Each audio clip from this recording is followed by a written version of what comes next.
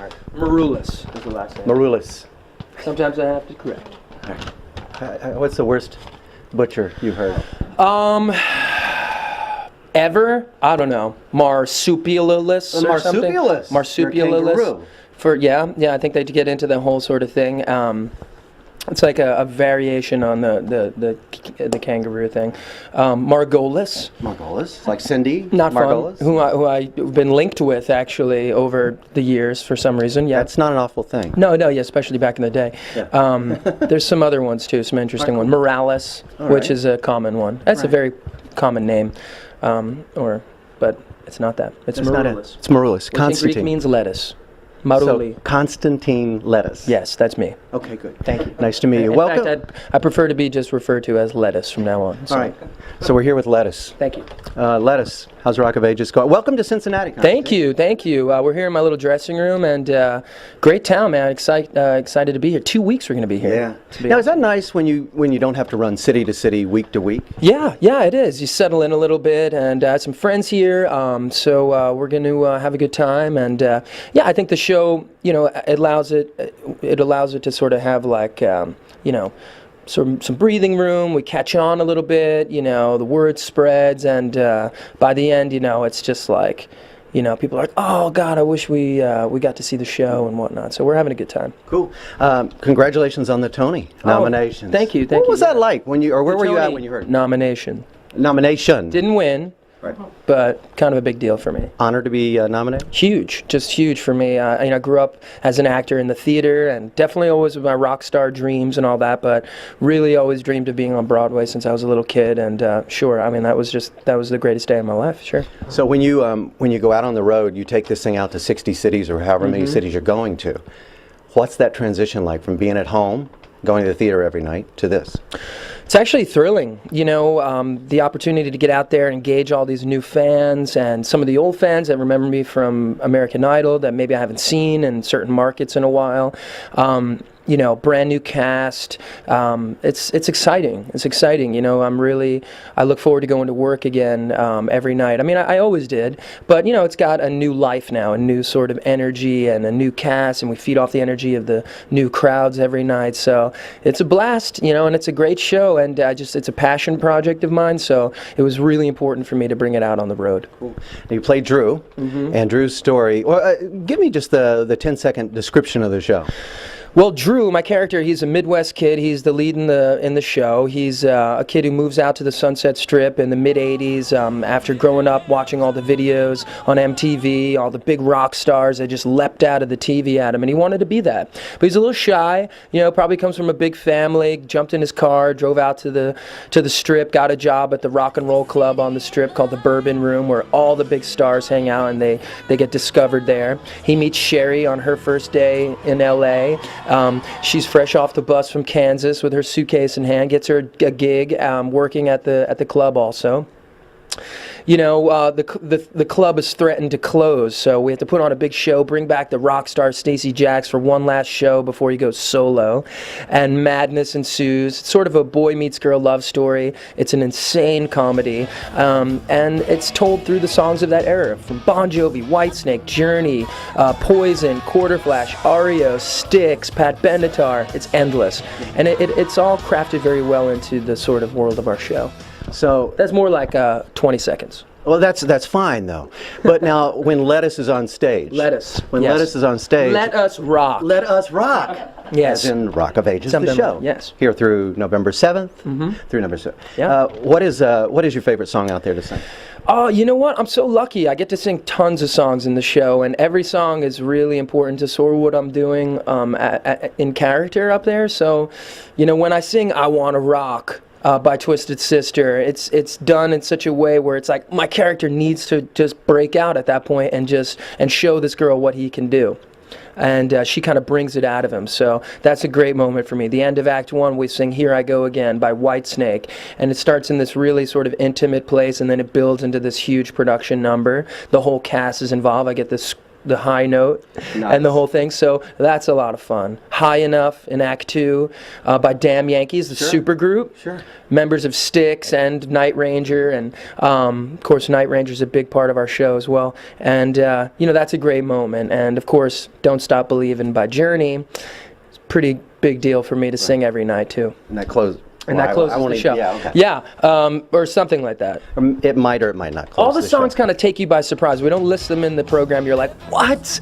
This song? And then some of them are mashups, as I'm sure your listeners and your fans out there know. It's just a couple of songs sort of mashed together. These great medleys and whatnot. So we're having tons of fun. Physically demanding at all, this whole Broadway thing? I mean, as far as running in it, do you have to change a lot? I don't have a ton of costume changes, but everyone else does. But yes, it's extremely demanding. It's extremely demanding on the body, on the voice. But you live for it, and that's what you want. It's like life or death for you. You just love it. And like the ball players, they play hurt every day. You play hurt. I got a banged up foot. I got a couple of jammed up fingers. My voice is a little tired sometimes. But you start hearing that crowd getting revved up out there. The first sort of guitar chords. The band warming up, and you start to get really pumped up, and it's just you just forget about all that and you just rock. I've heard a lot of different actors come through town that talk about, they kind of peek out at the audience before they go on, and you feed off that energy. I mean, are there nights that are better than others? Sure. I think our show is definitely a party. It's a rock and roll party, but it's a real Broadway comedy. I mean, it's probably the funniest show that I've ever been a part of, and I've done pretty much the whole repertoire of Broadway and musical theater. It's incredibly funny, and so you feed off the energy of the crowd. But maybe some weeknights are not as insane as the weekends are going to be. Some cities are a little bit crazier than others. Cincinnati's going to be great. Cincinnati's been amazing. Some theaters we serve drinks in, some we can't serve the drinks in. We got hot waitresses, That doesn't suck. Yeah, that's pretty cool. Right in your seat, so that's fun. It's fun when the subscriber that's been at the theater for 40 years is in the seat next to you, but it's definitely a party, but it's a moving sort of love story and comedy as well, and great songs, and it's great to see everyone come together. We bring fans from the rock and roll world, clearly because of the music, but we have the Broadway set, we have the theater set, we have fans of American Idol and all that. So it's a lot of sort of different worlds colliding, and it's love. Yeah, you talked about your character Drew, moving out to LA with his hopes and dreams. Did you ever live like Drew? Oh yeah, definitely relate to Drew a ton. I think when you're playing this kind of part where it's not sort of like a caricature, or it's not like an extreme character or anything like that, you have to sort of find like that just grounded kind of truth in it. And yeah, I do relate to him because I did work at all the hip kind of bars in New York and restaurants, trying to even just get a job, get a gig, and I always had a Mick job, I call them, my whole life. So and I come from a big supportive family, and I kind of placed Drew in like a big sort of Midwest family, although I'm from New York, New Jersey. I relate to him a lot, and I draw from lots of different people I've met that are similar, and yeah, man, I'm still discovering things every single night. It's not exactly Tennessee Williams that we're doing, but there is a lot there. And each night, and Rebecca's great, my new Sherry. She's a great actress, and we really connect with each other on stage, and we're always sort of keeping each other, on our toes and whatnot, and we feed off each other really well. So, did any part of the whole Idol experience prepare you or help you with this at all? Absolutely. Idol was an amazing experience for me, especially coming from like a conservatory background, but also like growing up playing in bands, and I did Rent for a long time on the road, and the whole experience of living in that kind of bubble, your whole life is just about doing the work on the show, and that's all I ever wanted to do. That's what I was trained for. That was what I did, all the community theater and all the, all the Mick jobs. I mean, that just wanted to be able to have a life that was just about music and about, about the work, you know, about acting, whatever it is, but, you know, it definitely prepares you for doing stuff like this, the press, the pressure of sort of performing live in front of 30, 40, 50 million people live on television. I mean, that's pretty insane. And, you know, about sort of like preparing your career long term. Yeah, so lots of good stuff. Cool. Night at the Rock Show? What is that project about? Night at the Rock Show, that's my new solo endeavor. It's a television special that we're developing, sort of in like the PBS format. It's a celebration of the rock and roll songbook. It's very different than Rock of Ages, which definitely has great songs from rock and roll, but a specific era. This, we span like the entire genre of rock and roll, from the early days of rock and roll up to Bob Seger, up to Green Day and the Goo Goo Dolls.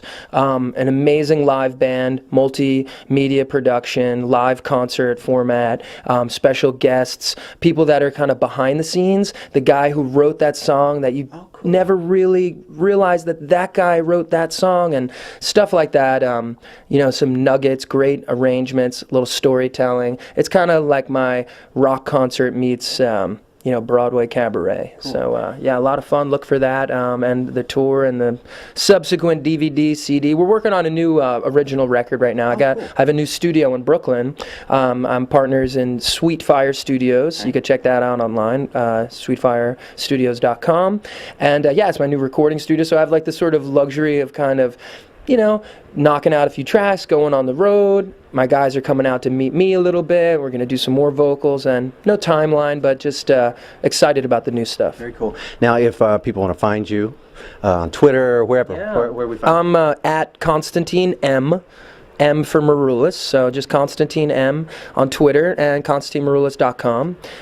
Yeah, and at rockofagesmusical.com, great website, sort of integrates all the productions of Rock of Ages. We're in New York, of course. Dee Snider's in the show now in New York, playing Dennis, and he's amazing, actually. And we have an Australian company, yeah, and we're opening in London, in the Far East. We have a Toronto company. So we're rocking and rolling. We got a movie in the works, and just excited. It's a great project for me, and I can squeeze out maybe a couple more shows. So very cool. We'll see. Well, good luck, and we'll see you here at the Air Enough, man. Thank you. Man, Thanks definitely. a lot. Check it out. Rock of Ages. All right.